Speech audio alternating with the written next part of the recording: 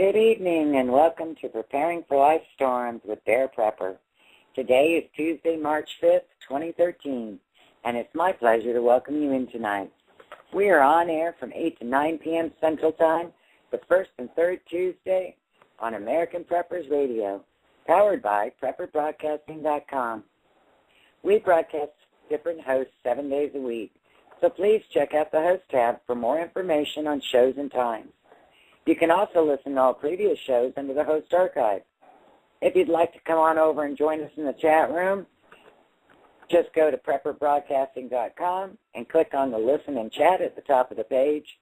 Scroll on down to the chat room. Create your name or just accept the default name and come on in. You'll always be in for a treat with some lively chat and interesting conversation. Tomorrow night, Wednesday at 8 p.m. Central Time, we have Goat Hollow and the Surreal News, the facts about where our world is heading. It is so great to see everyone in the chat room tonight. Thank you for joining us. Last week, we were able to talk to a special guest, HWhit, about his off-grid homestead. So I thought, this would be a perfect time to talk about options for off-grid cooking. I hope you all will call in and tell us about your off-grid contingency plans in case your worst-case scenario were to come about. You can call into the show at any time at 347-202-0228. Also, if you can't get the audio to work, you can always call in to listen. If you press 1, you'll be placed in the queue and you can talk to me live. Okay, so off-grid cooking, even preppers who buy and store large quantities of prepared food eventually may get tired of eating it at room temperature. And those who grow their own crops and raise animals for meat will need a way to cook what they produce. Properly cooking food is an important way to prevent foodborne illnesses. And the last thing you need in an off-grid situation is for anybody to be sick.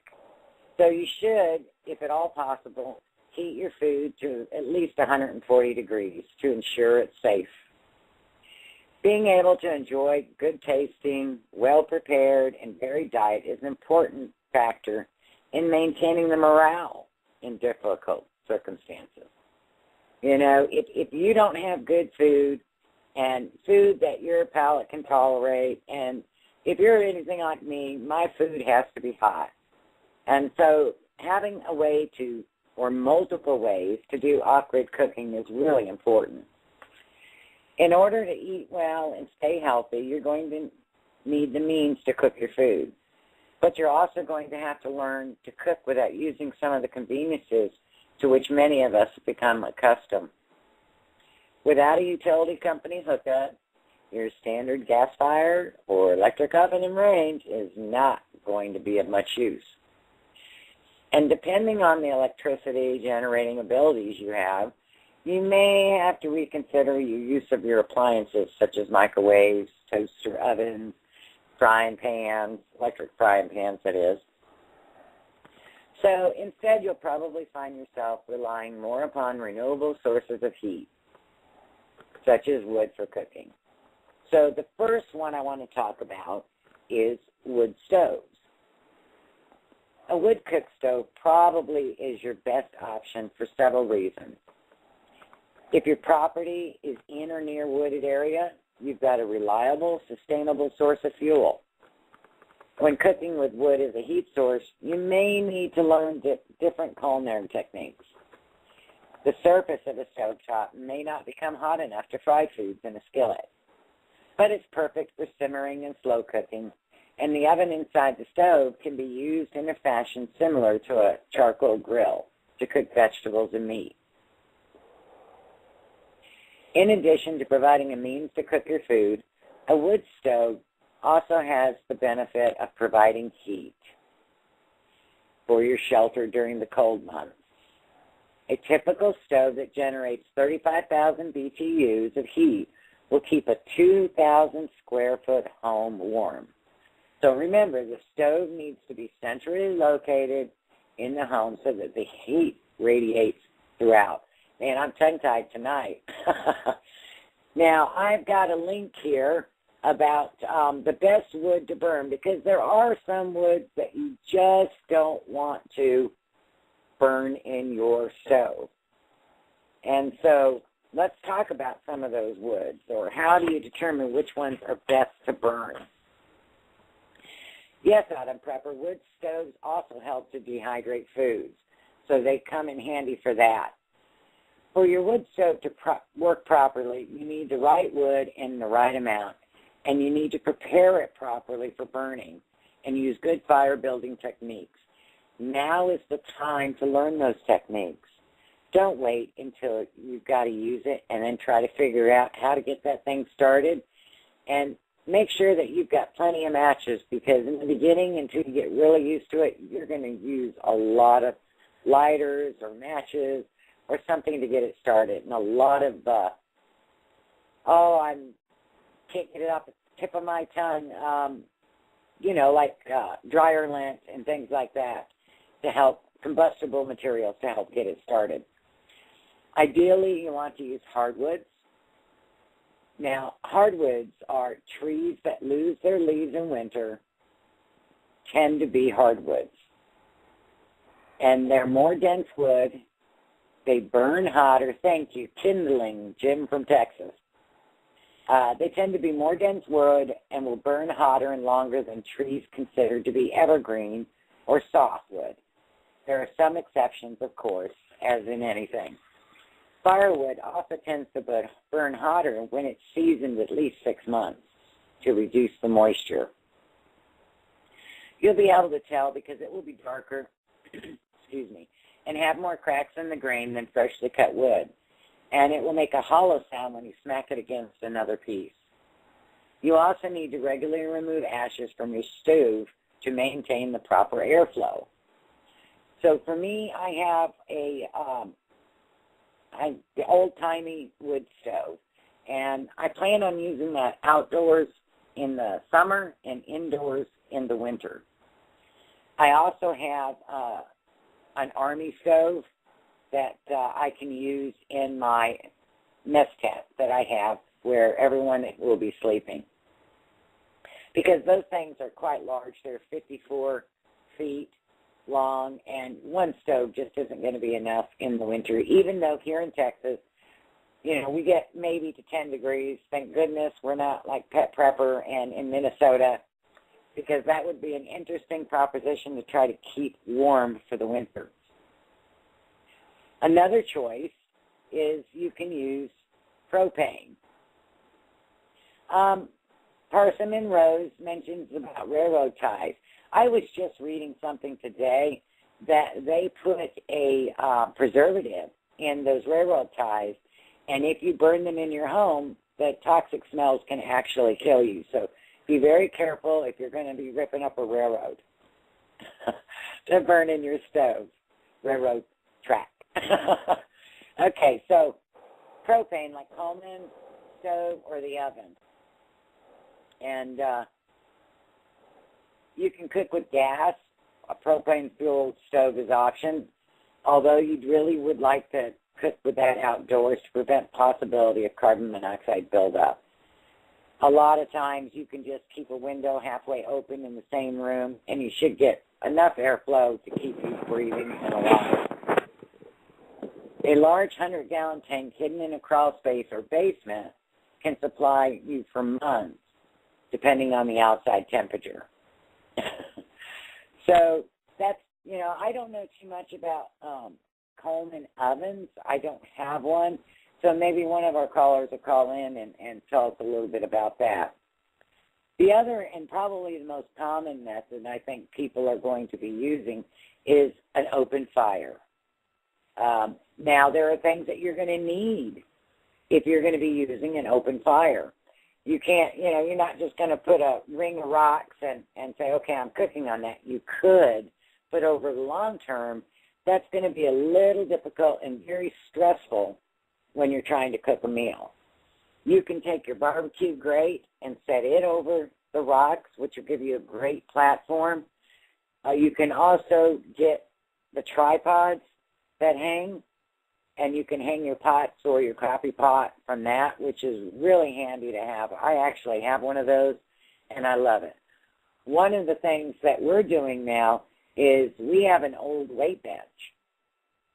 And if you ever thought about a weight bench and you look at it, the part that you do your bench presses from and where you rest your weights, it's like a pig roaster. You know, it can hold a pole.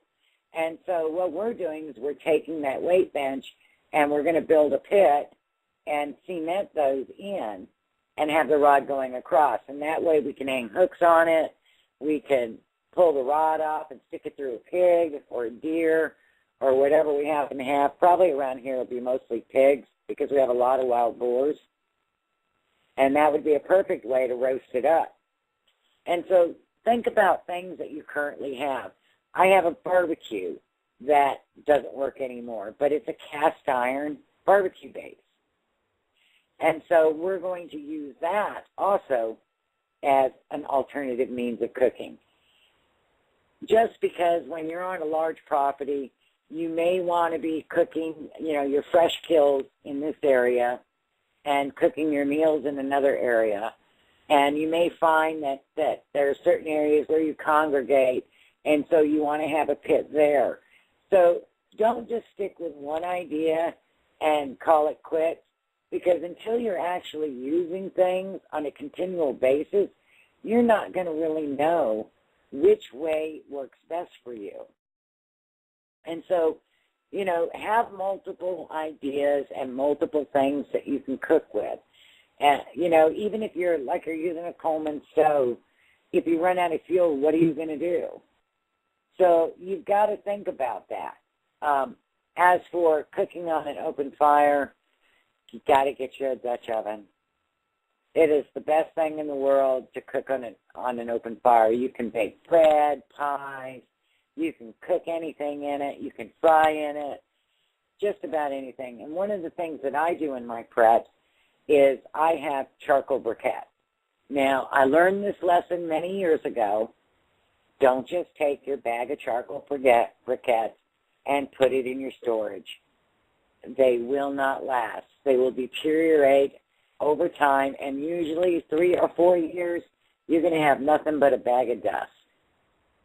But if you mylar them, they will last for many, many years.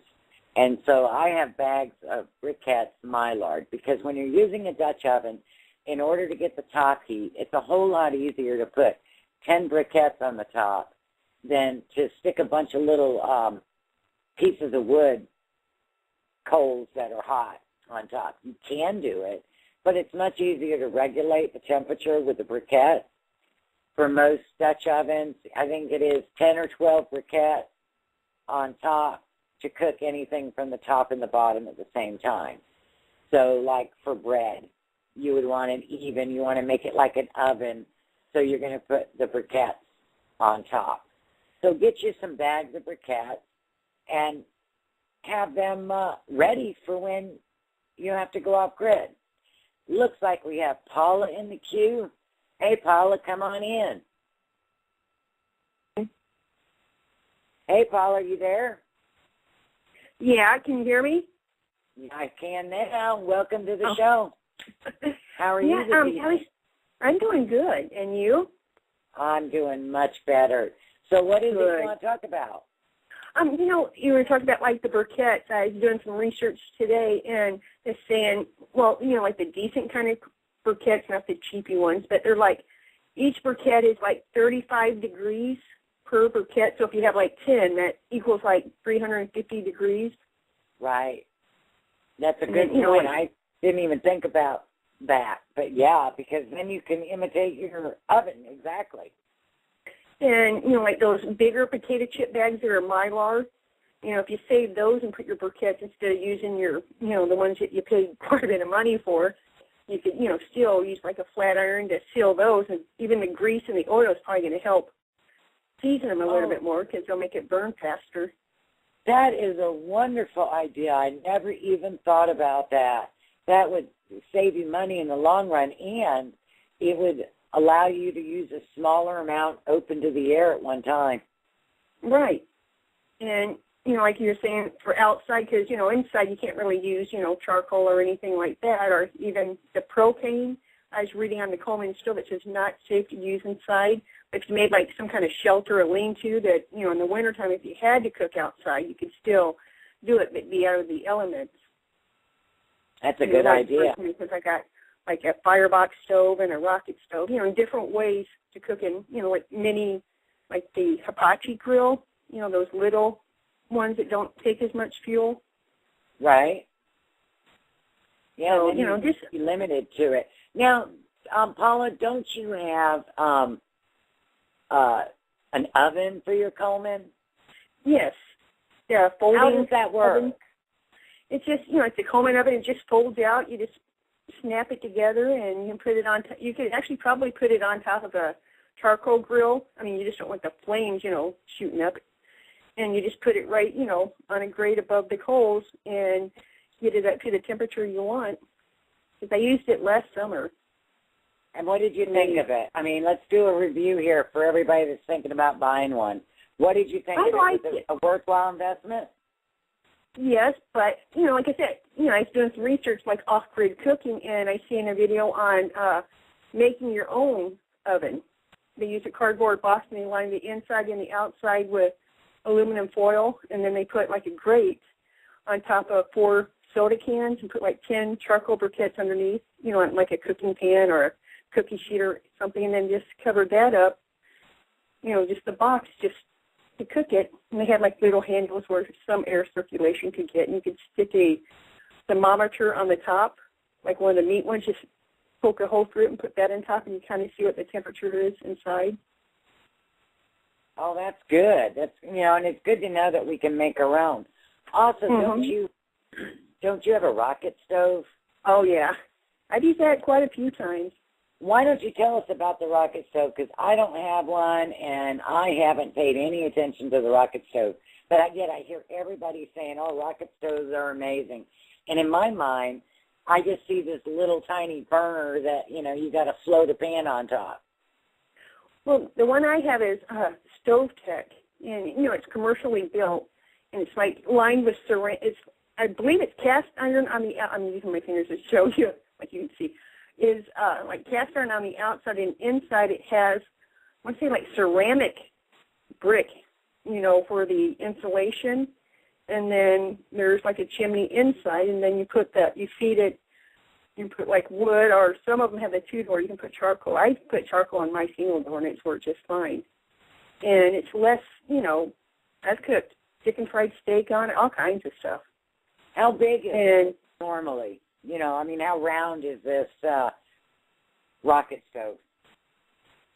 Well, I'd say, my 16-inch fry pan fit on it perfectly, and I've had, woks on it with a wok ring, like a 10-inch wok ring on top. Oh, wow.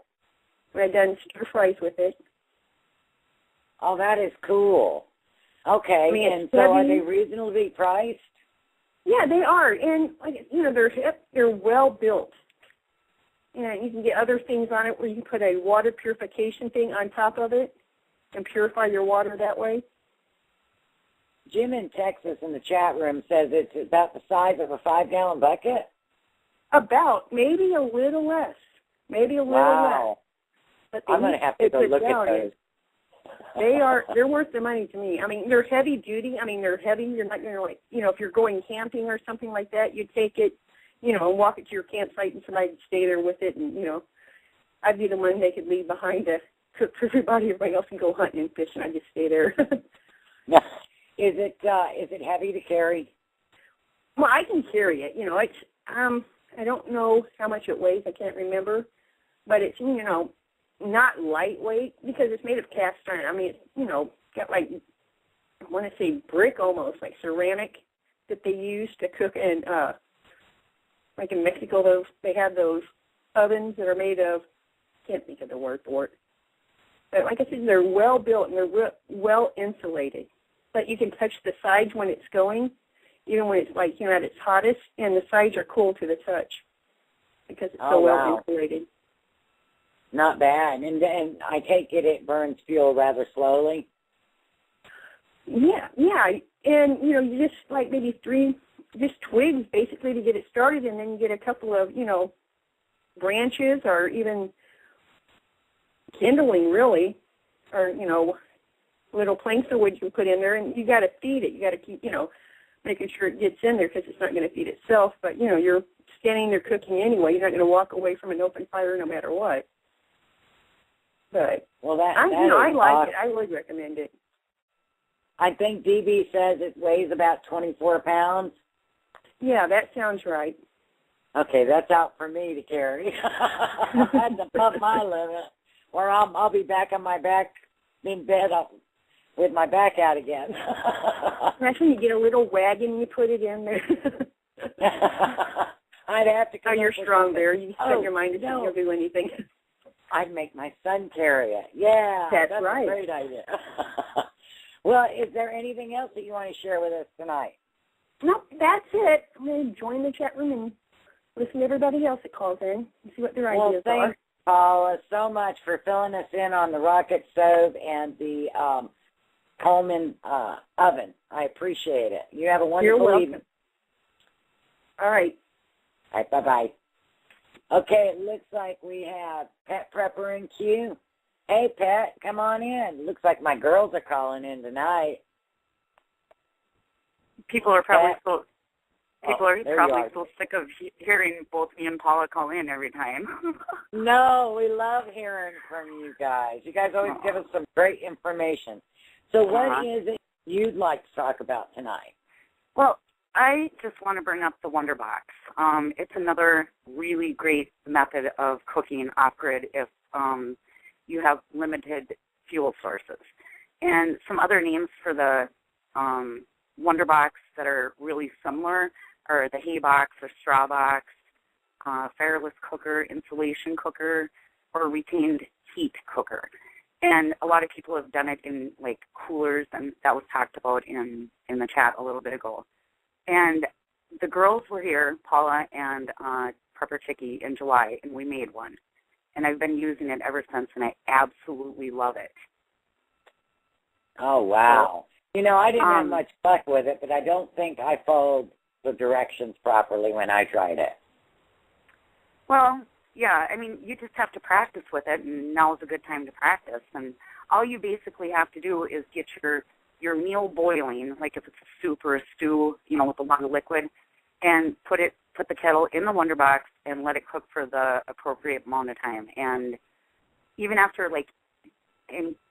9 hours, I've taken things out of there, and it's still really, really hot. So it's just awesome. Or I'm sorry, what? Oh, that's guys. I must have done something wrong because my food was cold. Well, you have to make sure that it's sealed really good and make sure there's no gas in it. But another thing you can do with it is you can get the water boiling in a bigger kettle and then have your meal in a smaller kettle and put the smaller kettle inside of there, and it works kind of like a double cooker, if you will. Oh. That is cool. I put a couple of your links in the chat room for everybody on cooking in the Wonder Box, because I know you've made bread, and I think Paula has too, right? No, Paula, I think she made chicken soup today, and there will be a video coming up on that. But that's the first thing I think she's made in there.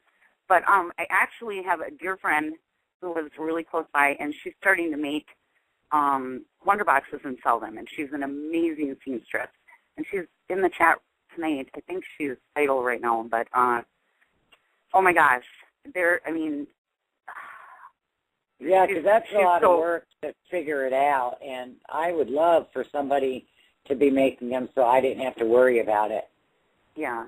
Well, she's also sewing the pattern, so if people know how to sew, they can get the pattern from her and sew it themselves. But, yeah, she's really good. Mine turned out really horrible, but hers are really, really good. So, and I helped her get her YouTube video up on them, and all the information is in that. And so her name, she's in chat. She's JCCL, but I don't see her. She must be idle right now. But. And what did you say it was again? Her YouTube? It's JCCL Prepper at YouTube. I can put the link in there. Okay, because I don't have that link. Okay. I have the ordering information. I guess it's the same one, right, but it doesn't have her name on it. Okay. So, yeah, Wonder Boxes, that'd be a great one because, you know, we all think we have enough fuel, and you know we never do. And so it's probably wise to limit your fuel usage in the beginning until you see how you're going to handle it and how hard it is for you to get your wood. And, you know, I know trees are sustainable, but, you know, like here in Texas where we're at, the oak trees grow so slow that, right. you know, you can't just cut them all down and hope you have enough wood for tomorrow. Right. And if everybody's cutting them down, then, you know, what's going to happen to the animals? And what, you know, I don't know. All you need to do is have a fire going big enough to get the thing, you know, whatever meal you're making boiling, and you're done. You know, you just stick the kettle in the Wonder Box and leave it sit for, you know, 4 or 5 hours, and you have a meal. It's awesome. Or if you don't want to, you know, have like a big fire going so everybody sees it, that's another thing. So it's a good way to cook inside and to save on electricity in present day. So. Yeah. That's all. It's good all the way around. I think it's a great idea for people to have Wonder Boxes in their food prep. So it gives you just that one more option of things to do. Yep. Well, thank you so much, Pat, for calling in. And sure. Hopefully JCCL will have some great luck and get some of those Wonder Boxes out to some people. Yeah. Well, thanks for taking my call, Bear. Thank you, hon. You have a great evening. Okay, bye. Okay, bye-bye. Looks like we've got ZM in queue. Hey, ZM, come on in. ZM, are you there? Hey, ZM, I'm here. Welcome. So what is it you want to talk to about tonight? Oh, I just wanted to ask you, how do you like the wood stove? I love my wood stove. I've still got to get some more practice on it, but it is just wonderful. It's like just cooking. It doesn't make you feel like you're living off the grid. It makes you feel like you're, normal. And I think that's what I like about it the most. And I got really lucky folks on mine. The gentleman was shutting down his hardware store, and that stove had been in his hardware store for 30 years. And to be honest, he sold it to me at a 30-year-old price. It was such a blessing. So what are you planning on putting aside for your off-grid cooking? Whenever I get old enough, I'll probably end up doing a cook stove too, just because of how wonderful people say it is, and they say that the flavor of the food is so much better on the wood stove. There's nothing like it. Yeah, it is some good food. Make sure that you start stocking up on those cast iron because they really work well on a wood stove. I've seen some really nice ones that I really like, but, I'm young, so I have to kind of wait until I get a job and all that other good stuff. There you go. But keep your eye on Craigslist. That's where I found mine.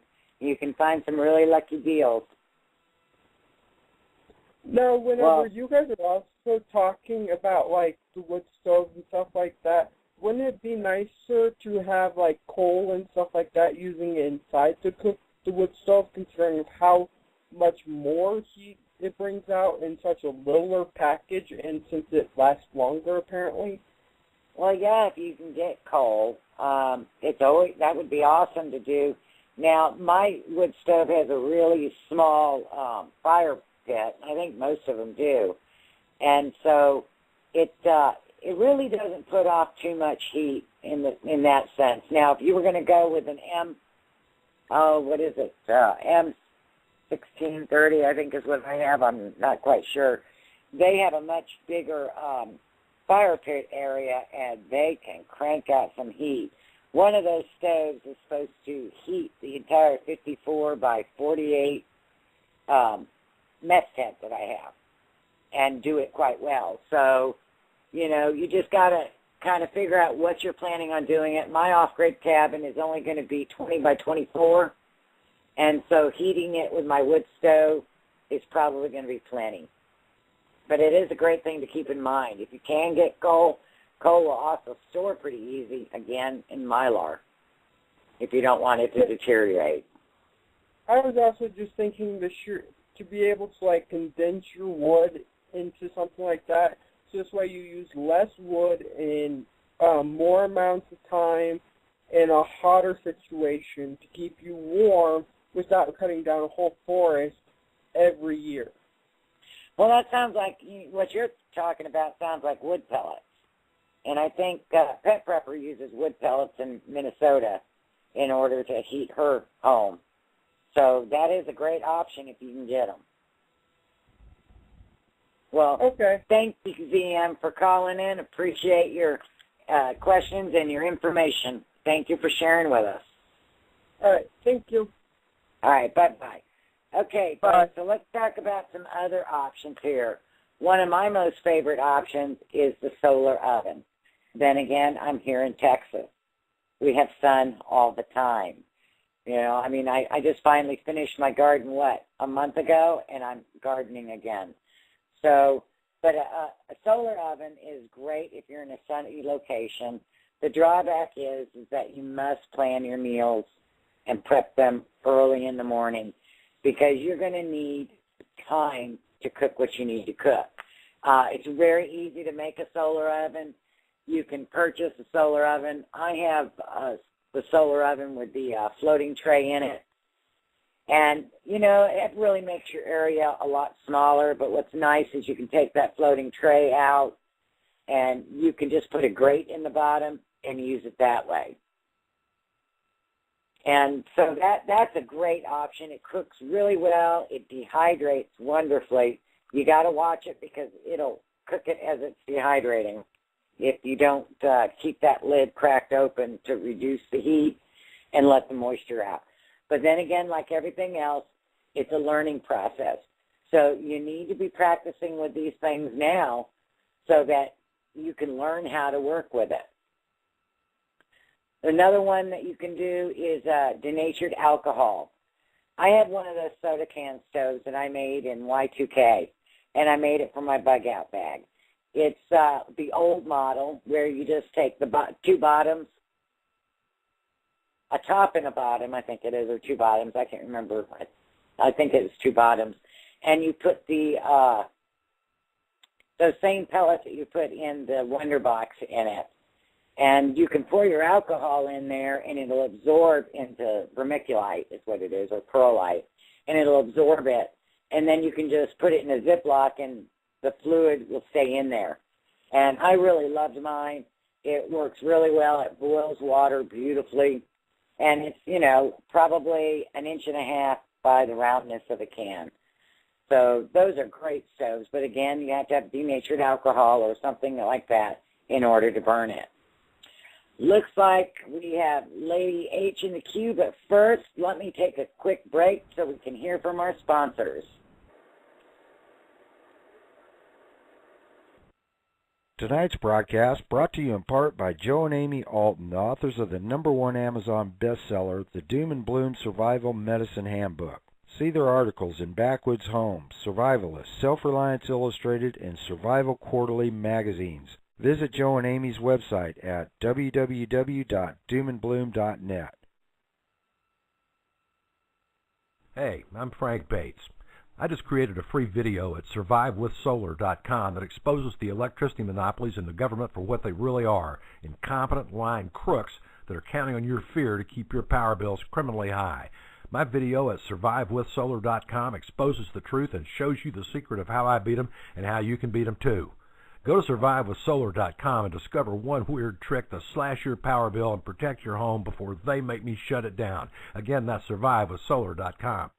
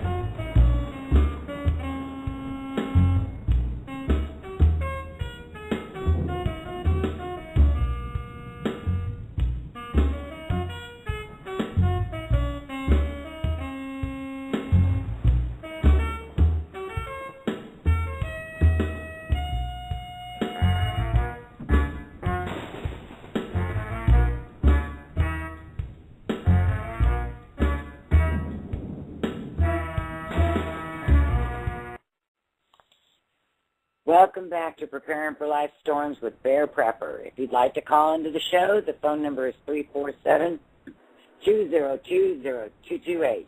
And don't forget to press 1 to enter the queue. Lady H, thank you for bearing with us as we took that break. Why don't you come on in and tell us what you'd like to talk to us about? Hey, Bear, can you hear me? I sure can. How are you this fine evening? I'm doing very well, grateful for a little warmer weather this week. Oh, no kidding, no kidding. Me too.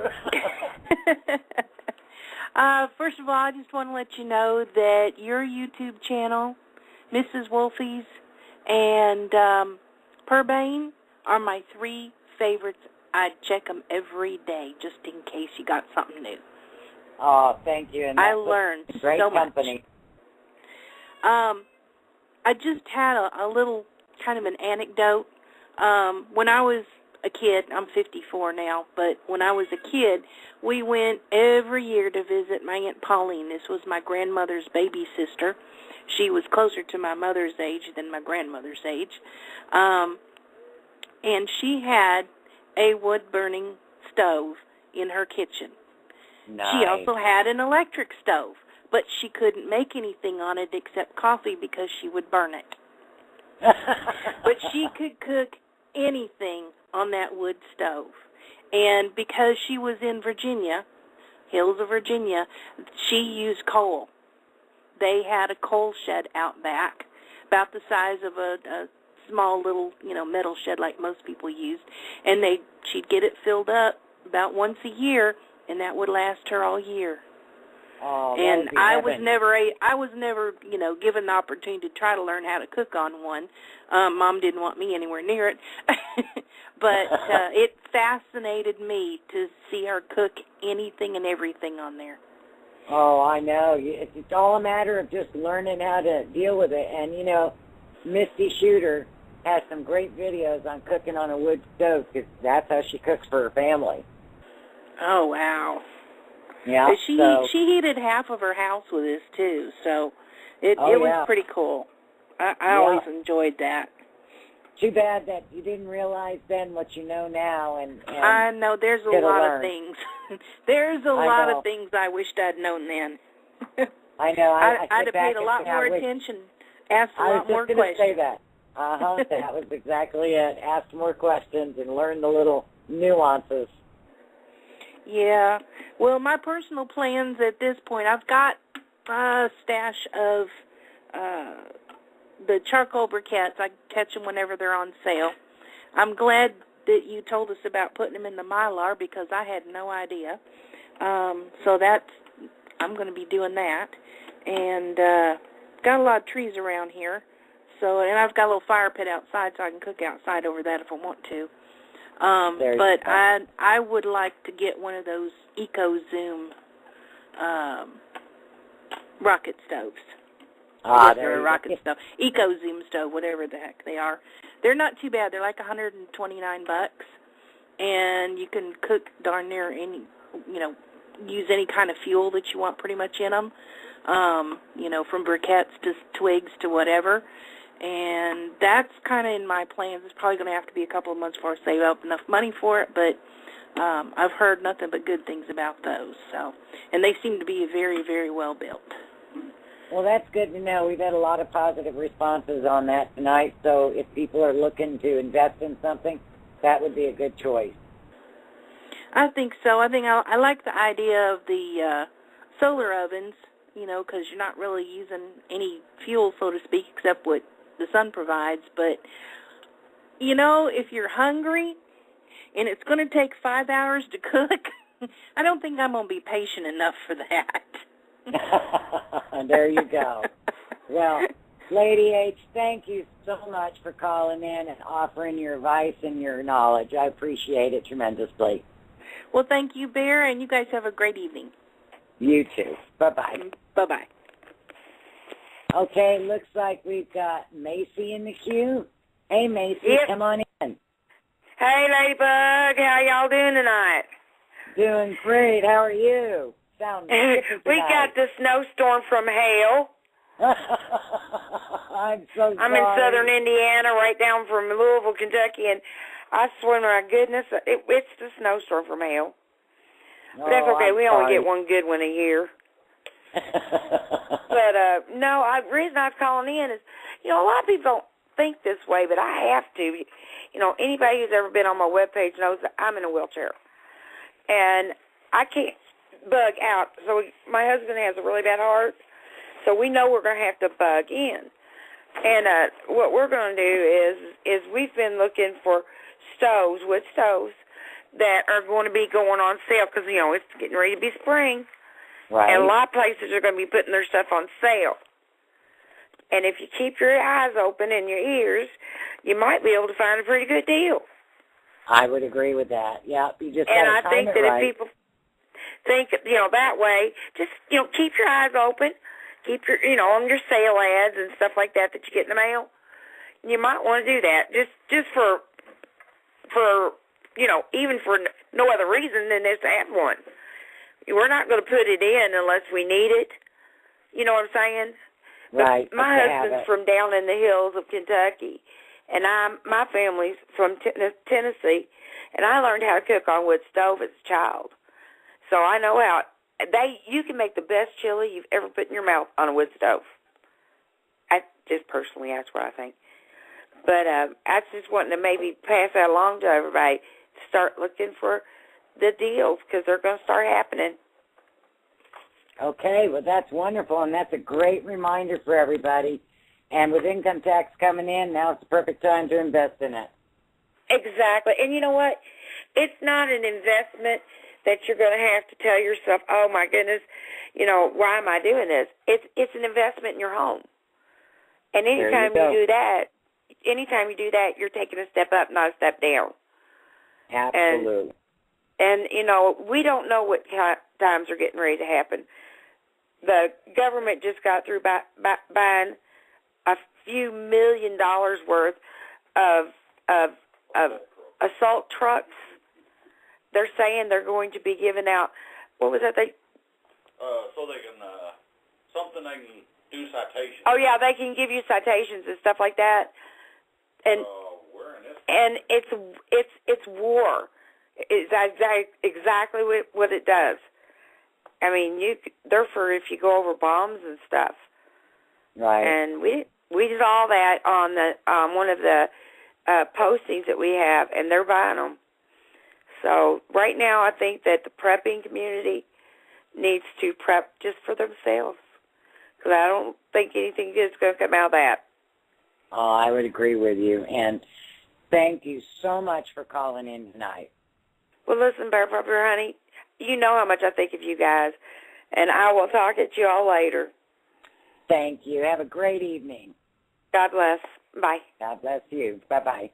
Okay, folks, I got a few more things that I want to talk about to make sure we hit on them. Sterno. Sterno is used for warming, not for cooking. I've never seen Sterno be able to get up to a boil, but it's great for warming, especially like even if you just need to warm your hands. They're nice to have on hand. And hobo stoves,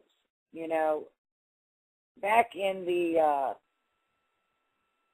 Depression era, the ancestry of the hobo stove, it can be traced back to the invention of the number 10 tin can.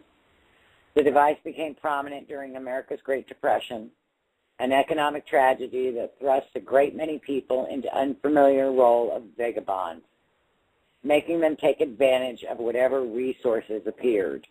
The number 10 tin was a product of that period of relative influence that immediately preceded the crash of 1929, and it became a staple of survival.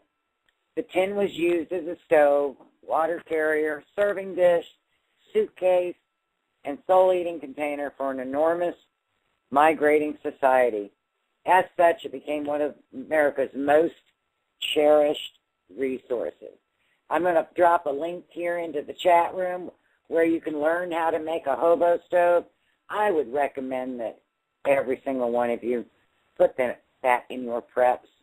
You just never know. And if you have one made, if you need more, you have a pattern. Also, we're moving up in the world. We have generators. We have solar panels. So you need to think about that. And, you know, if you're going to be using solar power, you need to understand the requirements of kilowatts. You can calculate that by multiplying the amps required to run by the volts used.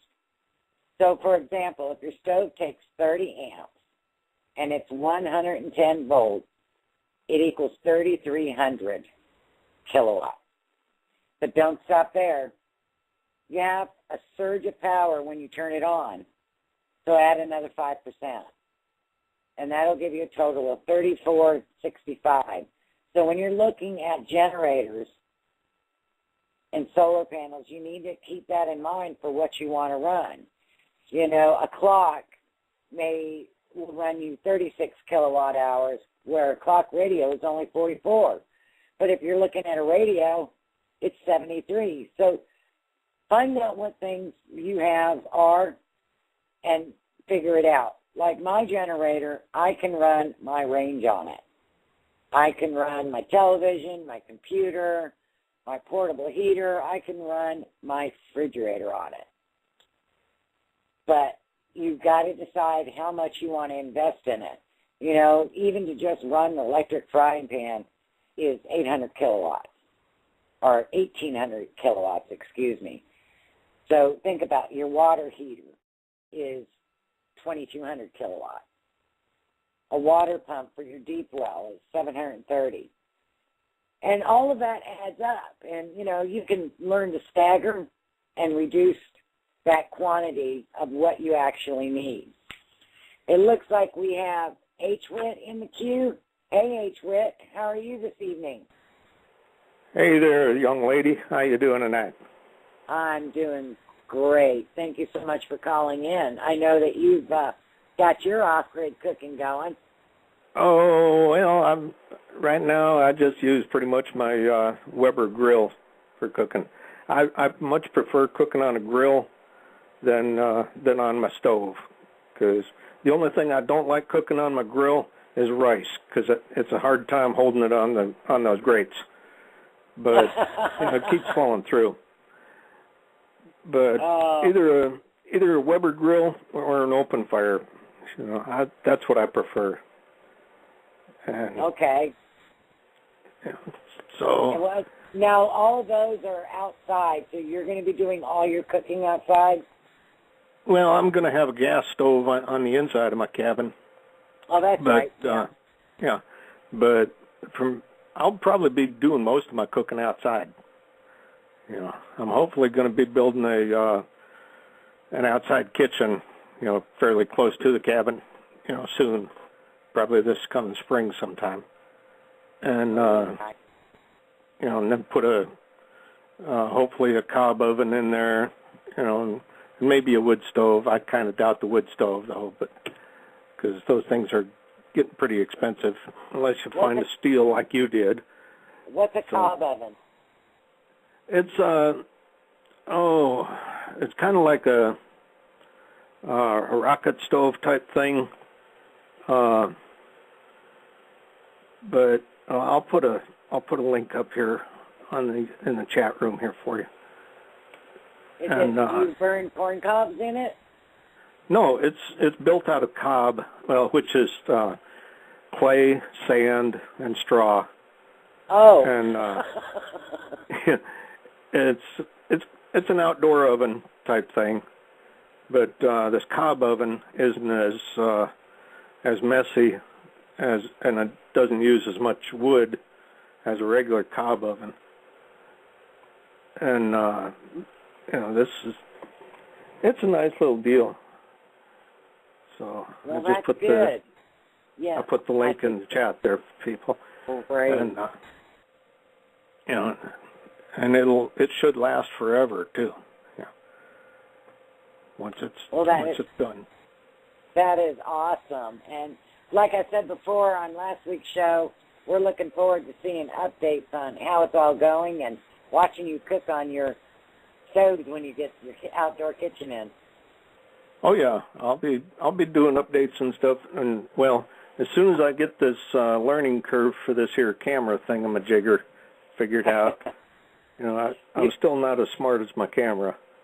Yeah, so, you just got to get out there and shoot and hope. Yeah, well, I'm about ready to do a gravity check on this thing from about 3,000 feet. Oh, too funny. Well, yeah. Thank you, HWhit, for calling in. All right. I appreciate the advice. All right, y'all take care now. All right, bye-bye. Okay, folks, now I got a special guest coming in for the last little bit of the show, and we've got a little announcement to make, so let me bring Bobby on in. Hey, Bobby, you there? Hey, Bear. Yeah, I'm here, but I'm looking for that special guest you're talking about. Where's he at? I don't know. He didn't show up tonight, so we're stuck with you. Oh, okay. Well, that'll work. Listen, I'm just sitting here thinking what HWhit was talking about, you know, the high cost of these wood stoves and things, and I always think about them like everybody else does, in the winter when you need them, and the time to buy those things is like in July when it's 500 degrees outside. There ain't nobody thinking about a wood stove. That's the time you start looking on Craigslist and you get those really good deals. So I need somebody to send me a reminder this summer to, hey, go get your wood stove, boy.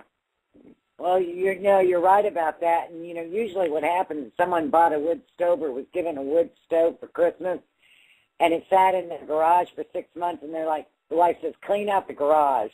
And so they sell it or give it away. Yeah, well, they do a lot of things like that.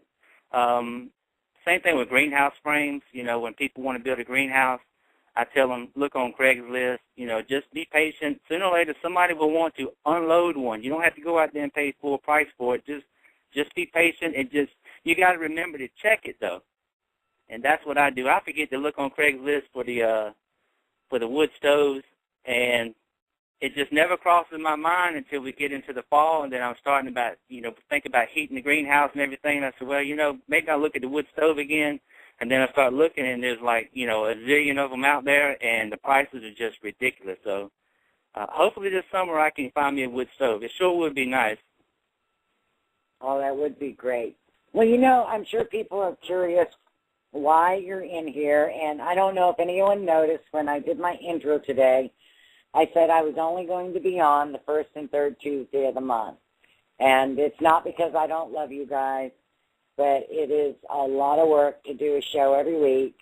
And with the gardening season coming on board, it slows things down. And I'd happen to get lucky and talk to Bobby here. And so Bobby, my favorite tomato head, has got a little announcement to make.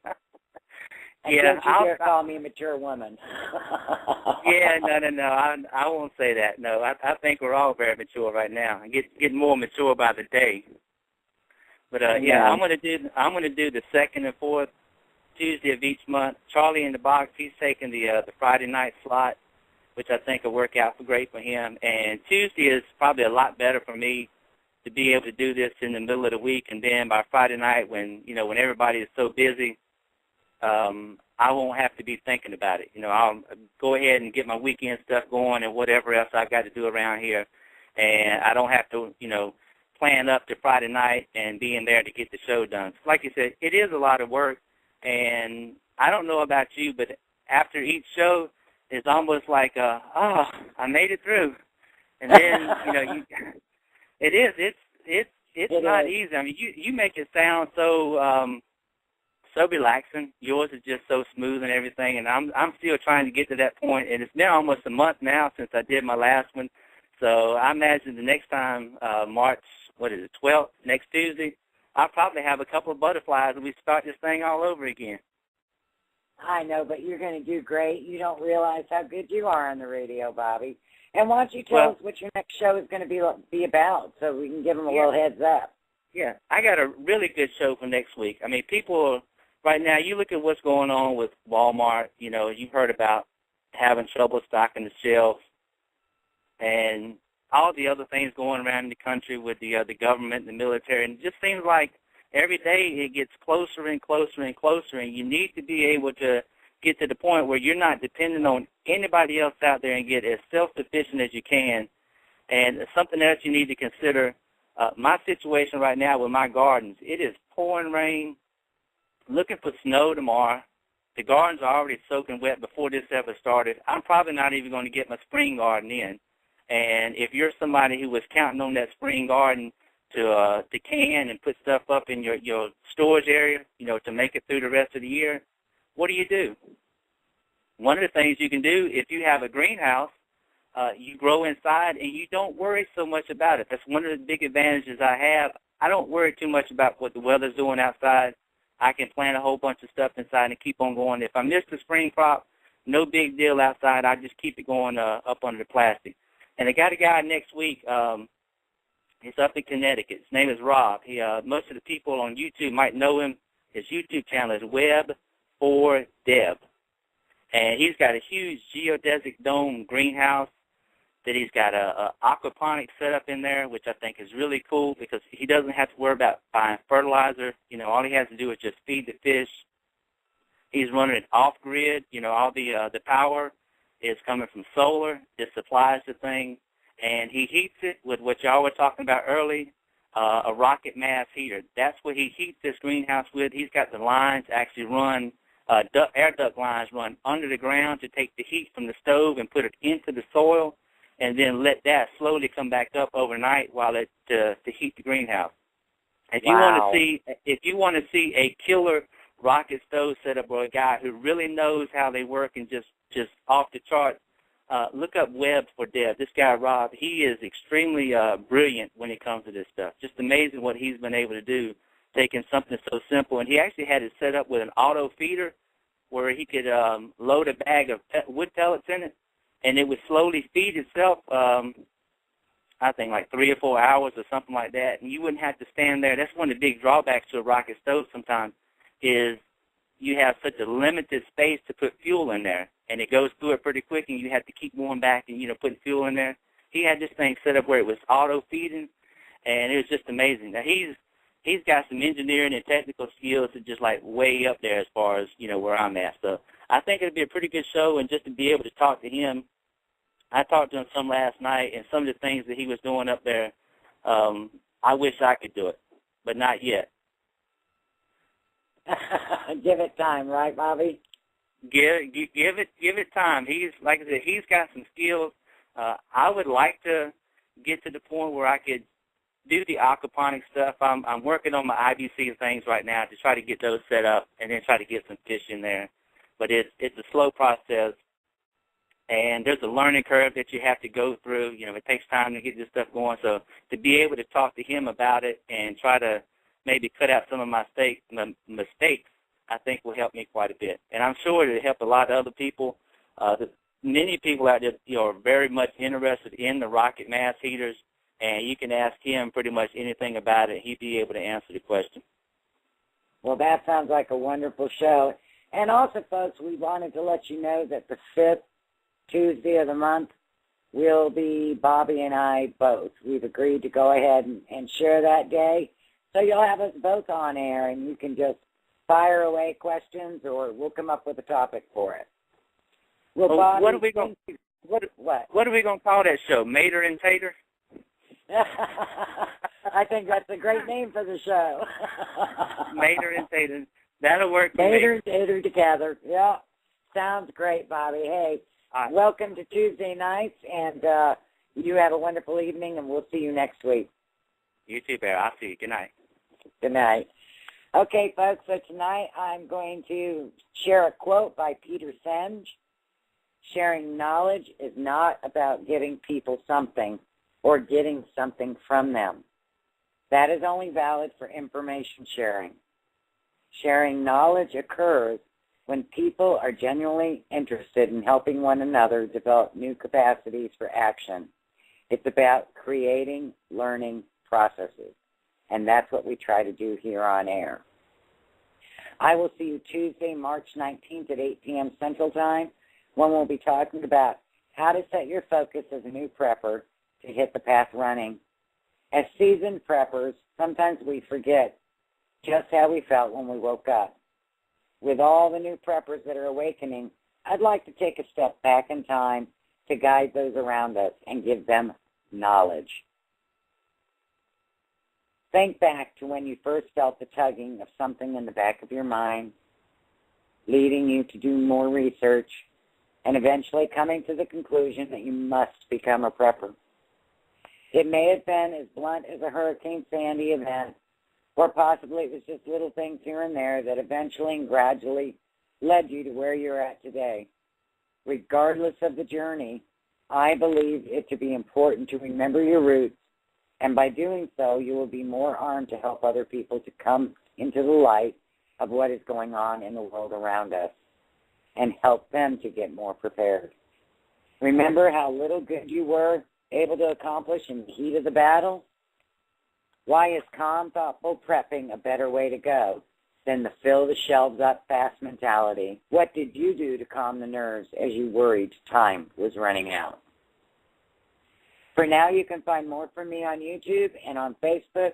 Also here, the first and third Tuesday of every month on PrepperBroadcasting.com. Thank you for spending your valuable time with me. Good night and blessings.